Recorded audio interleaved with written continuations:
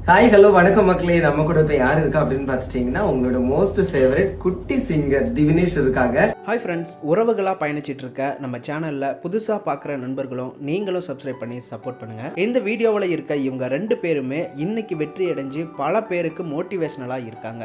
Blackie star கான்ஃபிடண்ட்டாக எந்த வயசாக இருந்தாலும் நமக்கு என்ன திறமை இருக்கோ அந்த துறையில் நம்ம வேலையை செஞ்சுக்கிட்டே இருக்கணும். பல விமர்சனங்கள் தடைகளை தாண்டி தொடர்ந்து நம்பிக்கையாக நம்ம செஞ்சோம் அப்படின்னா நம்மளால் ஜெயிக்க முடியும் அப்படின்னு நிரூபித்து இன்றைக்கி பிளாக்கி ஸ்டார் பல இளைஞர்களுக்கு மோட்டிவேஷனலாக இருக்கார் அப்படின்னு தான் சொல்லணும். பிளாக்கி ஸ்டாரோட பயணங்களில் பல வழிகள் பல விமர்சனங்களை கடந்து இன்னைக்கு அவர் வெற்றி அடைஞ்சு பல இளைஞருக்கு மோட்டிவேஷனலாக இருக்கார். திவினேஷ் சின்ன வயசில் ஒரு சிங்கராக பல லட்சக்கணக்கான ரசிகர்கள் மனசில் இடம் பிடிச்சிருக்காரு.